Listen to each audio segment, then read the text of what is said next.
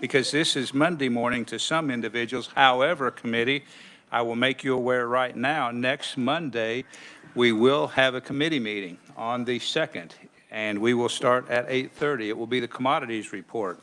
And I'm working on next week's agenda, but then on Wednesday, we will have a report regarding noxious weeds from the Kansas Department of Agriculture, Kansas Department of Transportation, and also the Wildlife and Parks as relates to noxious weeds, what they're doing, not doing, et cetera. We are meeting today primarily because of the fact that we have FFA officers in the audience. And so I am going to ask the officers, if you don't mind coming forward, please. So we've got the president, vice president, the secretary, the treasurer, reporter, and the sentinel. And I'm going to ask them to introduce themselves, tell their position, tell their hometown, and then the rest of the FFA members in the audience, once they have introduced themselves and sit down, I'm going to ask you to introduce yourself and tell us what town you are from. We're really glad to have you in the Capitol today. I don't know if any of you had been in the Capitol before, but this is a special occasion for us and hopefully for you. So we will start. I'm going to guess the president must be on my far left. All right. And if you don't mind, you'll just need to push the button there to make sure the light is on. Welcome to the committee. Yes, thank you so much for having us. We're really excited to be in the Capitol building today. Hi, I'm Lillian Hulse. I'm serving as the president this year, and I'm from Minneapolis, Kansas. My name is Dustin Denton. I'm from Blue Rapids, Kansas, and I'm currently serving as the vice president. Hi, I'm Marissa Wassinger. I'm currently serving as this year's state secretary, and I'm from Hays, Kansas. My name is Maggie Chandler, and I'm from Neodesha, and I'm currently serving as the state treasurer this year. Well, good morning. My name is Bryson Benishek. I am currently serving as this year's state reporter, and I am from Concordia. Good morning. My name is Allison Rechek. I'm serving as a state sentinel this year, and I am from Eudora, Kansas. Well, it is good to have you. It was interesting, committee, as they were going through some of these places. I don't know where Blue Rapids is. I don't know where Culver is. I know where Hays, Neodesha is just up the road from me. And now, Bryson, you indicated a different town than what we have. We had Aurora. Is it Concordia or is it? My education and school background is from Concordia, but my address is Aurora, yes. Okay. Don't want you to confuse the committee. We get confused, right? My apologies. No, that's okay. And the same from Gardner. Yeah, and then we had one from Gardner as well. But I forgot what I was going to say because, but in any event, good to have you with us today. And so you'll have an opportunity to see the Senate Agriculture Committee in action a little bit. So you can go ahead and take a seat. And those of you who have not introduced yourself with FFA, if you would stand and tell us your name and the town that you are from. My name is Jonathan Wright. I'm from Marville, Kansas. I'm Dawson Strunk, and I'm from Hollenberg, Kansas. I'm Amber Colley, and I am from Lynn, Kansas. Hi, I'm Destiny Christensen from Haddam, Kansas. We're glad to be here today. Thank you for inviting us. Well, we're really glad to have you. And again, committee, the names of those towns you will recognize are small towns. You don't hear Wichita, you don't hear Kansas City. You don't hear the large towns for the most part. FFA represents rural Kansas, primarily going to be agriculture. But good to have the four of you with us as well today. Committee, we will now turn our attention to a presentation that we will have from the Kansas Department of Health and Environment.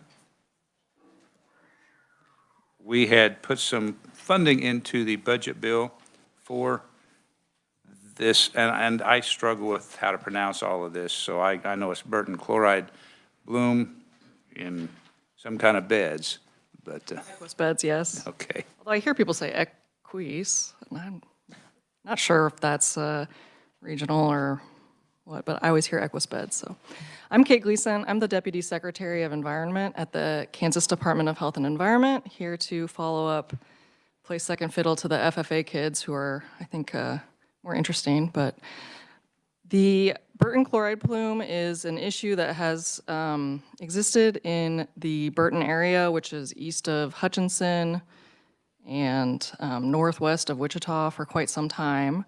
And the agency has, well, we have worked with Water Office and Department of Ag, GMD2, and the City of Wichita on what we think here is a creative solution to a rather big problem.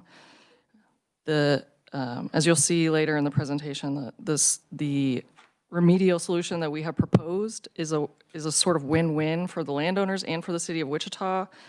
It's not a huge benefit for Wichita, but they want to be good partners and they're going to work with us on this if we do get the funding. So I'm just going to go through this and explain some of the history, background of the chloride plume, the investigation, and where we see it going as an agency or a group of agencies. And I'm happy to answer any questions as I go along because this is a highly technical topic and I don't want to leave anyone behind as we go through it. So if you would flip to my next slide. I'm going to pause you just a moment. Do we have the slides? Okay.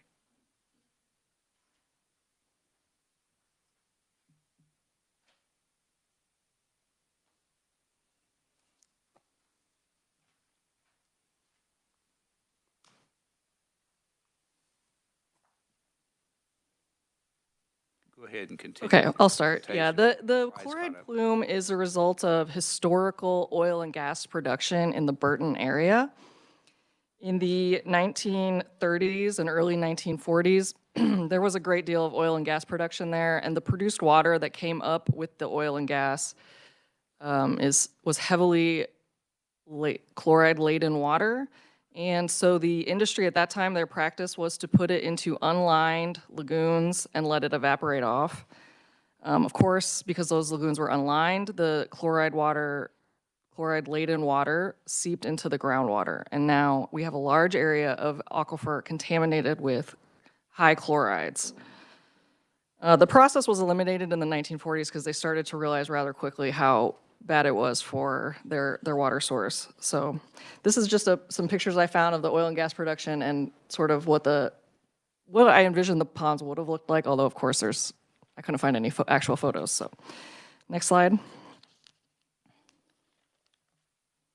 This shows, if you look at the purple oval, where the oil, the brine disposal ponds, I think brine pond is like a tongue twister for me, but these were where they all were in 1938. You can see there's a lot of them. The gray area is the area that overlays the plume, and then there's a little box in there you can see that is Burton. It's kind of a rectangle with two nubs coming off of it, and then on the left or on the right you'll see the oil and gas production wells location. So that's just shows how prolific the production was there and how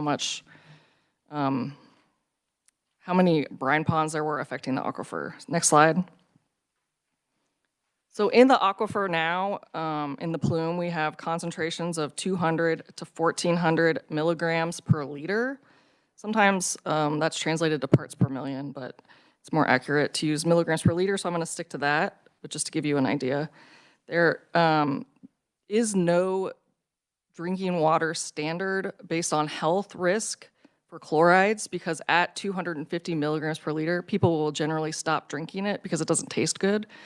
So this isn't really a health issue. It affects taste of the water. Folks can't drink it, and it also affects the irrigation of the ag lands around that area.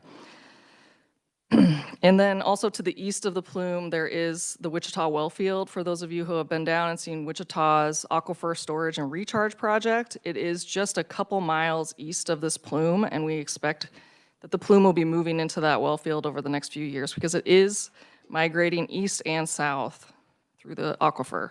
Next slide. This is a repeat. Next slide. Sorry, that one didn't get deleted out. Okay, so in the plume area, there is a population in Burton of 861. We think that the plume corresponds a little bit more closely to the school district, which has a population of about 1,300 folks in it.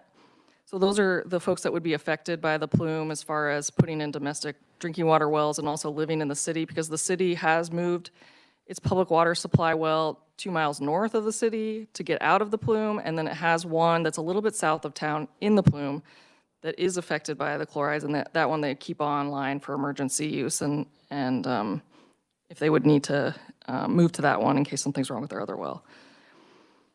We, of course, don't track all domestic water wells because there was a time when, or not all are recorded, but we think there are at least 62 domestic drinking water wells and 166 points of diversion for irrigation.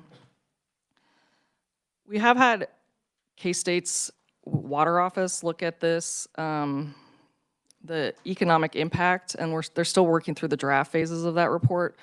But the bottom line here, if you see the bottom bullet point about the drop in expected returns for irrigation from $32 an acre to -60, is just that if we don't do this over time, the land values are going to drop drastically because it just sort of eliminates the ability to raise some of the traditional crops.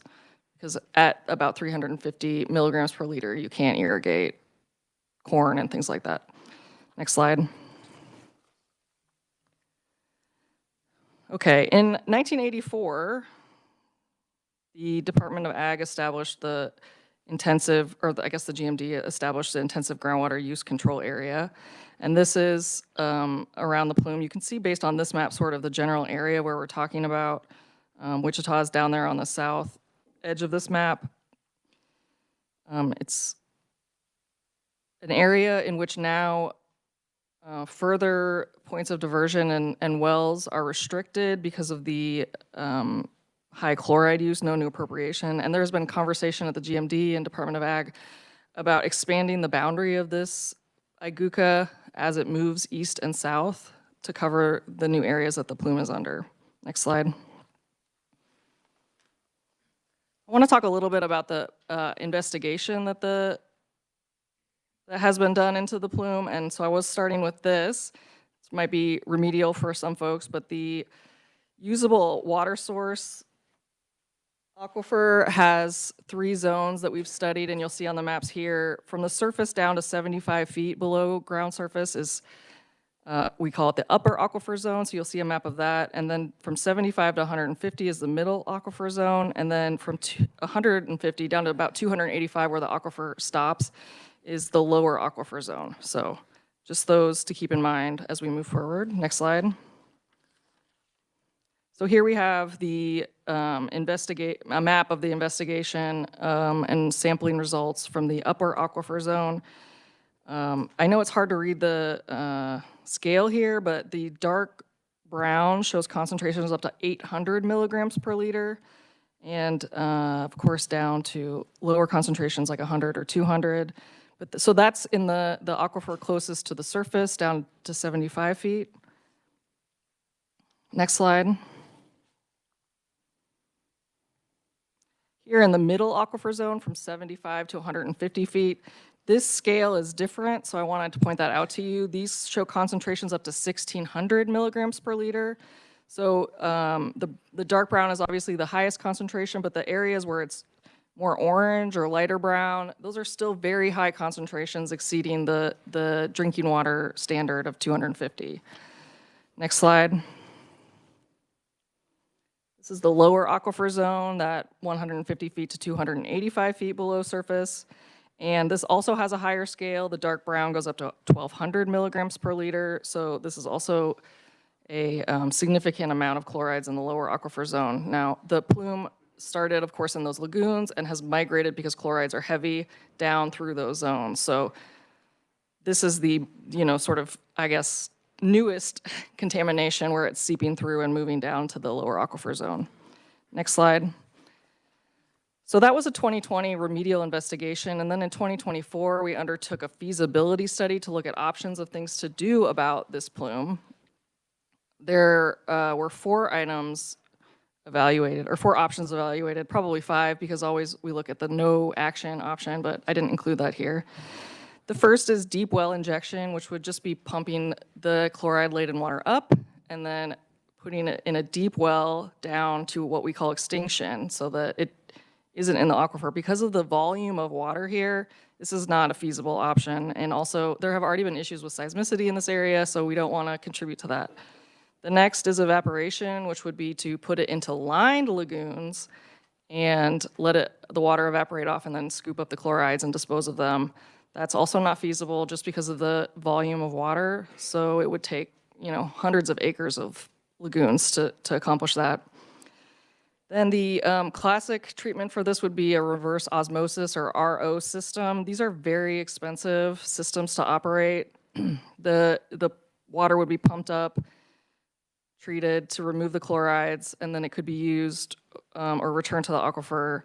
This is tens of millions of dollars. We're looking at the numbers here, 39 million for the initial project, and then up to 56 million with the O&M costs over 20 years. So that's not a preferred option as an agency because it's so expensive. Next slide. So the fourth or fifth option that we looked at that we think is really the best solution for this plume is blending.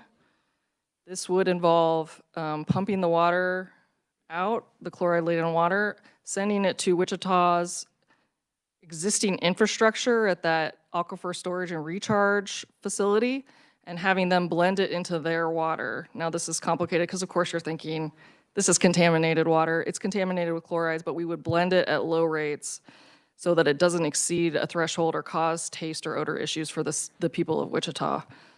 Right now, Wichita uses 85 million gallons a day, and this would be about 2.5, so it's a low percentage of what they use. Not all the water would come up at extremely high percentages, and of course it would be within the city's purview to blend it at lower rates or however they needed to satisfy their customer base so that they're not affected by the taste or odor of the water. So this has been projected or estimated to cost about 19.3 million. With the solution that we've worked with GMD2, we've worked with Wichita. Wichita would take on the construction management and the O&M costs, so that drives down the costs for the state. And it would result in the beneficial reuse of the water. So those are all reasons why we've proposed this as a remedial solution to this situation. Next slide. Okay, this is two maps that overlay the plume. You can see, this one on the left is really busy, I understand, but if you look closely, there's some purple circles and writing. There's 3 sites, Site A, Site B, and Site C, where they would install the infrastructure to pump the water up and move it over to the Wichita well field. Then you can see on the right where that infrastructure would be. It's only a few miles. The blue lines running north-south in that slide are the existing Wichita infrastructure, and then the map is not zoomed out far enough, so you can't see where it would go to, but it's not that much farther along. So the idea would be it's Site A, Site B, Site C. We're pulling that water up and moving it over to Wichita so that they can blend it at a rate that's controllable for them and not the result of it just being in their well field and them having to deal with it that way. So that is, I think, the entire presentation. I'll keep it kind of short for you guys today, but I'm happy to stand for any questions that you have about this project. And sorry, just to go over again, the Senate does not have this in its budget, but the House did add it. So right now, things change minute to minute, but right now I believe it is in the House's budget, so. You say it is in the House's budget. How much money? They put in $2.4 million for this project, which is what was in the governor's recommended budget. So if money were no object to get this taken care of behind us, how much money would it be and how quickly could it be done? And I know that's a very big question, but do you have any best guess? To get the project built or to actually clean up the plume? To actually clean up the plume, and do we move on and say that was a bad experience back in the 1930s and 40s, but we've got it cleaned up, remedied, we move forward? That's a great question. It will still take decades of treating the water, but during that time, we're containing the plume so that it doesn't move and affect any other areas. So we would expect over many years to see the plume stop moving and start shrinking, but of course, it's still a long lifetime of this project. So you said you expect it to stop moving. if we take steps or just naturally, because you said it's migrating? Yes, if we take steps. All right. If we don't, it's going to continue to migrate to greater area, correct? Correct. And so the only filtration system is the reverse osmosis that you talked about, that you're aware of? No charcoal filter, no anything like that would filter? Not for chlorides. Okay. Committee, you have questions, Senator Shane? Thank you, Mr. Chair. Has there been any exploration if there could be commercial value extracted from the waters? Like chloride's used in a number of different industries and obviously is used in minerals and other products that are used, whether that's for livestock or other areas. Like, has there been any conversations on if there could be a partnership with a commercial entity to try to extract a commercial value, and that might hasten kind of the cleanup side of this? There hasn't been conversation about that. The economic, calculus of getting chlorides doesn't weigh in the favor of doing it this way, of extracting it from chloride-laden water. But that's an interesting question. Yeah, it could be a terrible idea. I don't know, but I think it's worth maybe exploring the question of if there's a commercial entity that could derive some value and that could hasten the cleanup and offset costs to the state. Might be interesting to explore. Appreciate you mentioning that. Senator Titus. Thank you, Mr. Chair. I may be taking this too literally from your slides, but you noted this would be a beneficial reuse of water. So first question would be, do we consider this wastewater then? And would you require a new appropriation from DWR in order to access it, or since it's wastewater, they don't need a new appropriation to withdraw it? They would get an appropriation. Wichita would get an appropriation for this, and you probably know more about this than me, but for our remedial projects, the folks reusing the water get a water right for the life of the project to use that water specifically. So Wichita would get a water right to use this, to extract and use this water, but it would last only as long as they're using the contaminated water. It wouldn't be. On a typical remedial project, though, you're just cleaning the water and putting it back in the ground. That's not necessarily the case here. So would we have to have I know there was a bill dealing with making wastewater potable. Would you need those regulations to apply to this, or is this a different do you have a different category of wastewater? Yes, we already have systems like this operating through the state in Colby and Hutchinson, other places like that. When contaminated groundwater is pulled up and treated, that's not treated like human wastewater in the same way that the bill addressing direct potable reuse is. Okay, thank you. Senator Fagg. Thank you, Mr. Chairman and Deputy Secretary. Thank you for your presentation. I got 2 or 3 questions, but one would be, my understanding is the Arbuckle will take about all the water you can take. That's the lowest one. That's in the El Dorado area. So did they ever look at maybe going into these hot spots and trying to pull that up and put it into the Arbuckle to see what that would do? That's one question. Yeah, that is the deep well injection remedial option, and that was ruled out because of the quantity of water that we're talking about here. Okay. The oil well, when you look at these spots, the oil wells, was there a company liable for this? I mean, I concern myself when you look around the state and say, well, what other plumes have we got out there we don't know about? Certainly, this was done intentionally to put lagoons in, not with malice, but as a part of their normal practice. Those companies are long gone now. So we would consider there to be no viable responsible party for this contamination.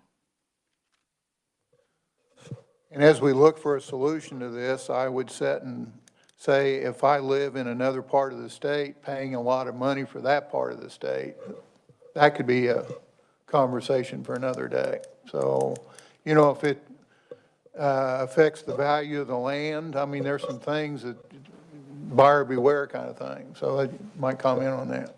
If I may, we do have, and this is one of our many orphan sites, which we've talked about in here before as a issue of funding at the agency. The policy in Kansas has always been polluter pays, and we don't, as an agency, pass those costs on to innocent landowners, which is what we would consider folks here. So that's why the agency hasn't looked to GMD2 or other folks to fund this, because we have always said, if you're not the one who put this in the water, then you're not the one responsible for cleaning it up. Thank you. Senator Alley? Thank you, Mr. Chair. If you could pull this water, the contaminated water out, and you could put it into a reservoir at Cheney, would it mix together rather than take it into Wichita and mix it in Wichita in our potable water? If Use it? it could be mixed, but the Cheney Lake is quite far from the plume and also uphill. So the infrastructure required to do that would be more expensive and extensive than this proposed project. And can you use this water like on golf courses, the way it is now, or will it burn the golf course up? It would likely kill the grass. Okay, thank you. Additional questions, committee? We appreciate, Deputy Secretary, your presentation. I do like the idea that Senator Shane threw out of looking to see if industry could use any of the contaminated water or extract some of the chloride. But in any event, that'll be a discussion for another day. Thank you. And we also appreciate FFA being with us this morning for our meeting. It was abbreviated, but we did want to have a committee meeting. And again, committee, for those of you who were not here at the beginning, Monday we will be meeting. We also will meet tomorrow. We have a hearing on Senate Bill 511. On Thursday, we have a Senate hearing on House Bill 2507. 511 won't be necessarily a fun, but 2507 will be more fun as it relates to out-of-state waterfowl. I know there's going to be cheers coming from the committee, but we will be looking at that on Thursday. I have nothing further for the committee. We are adjourned.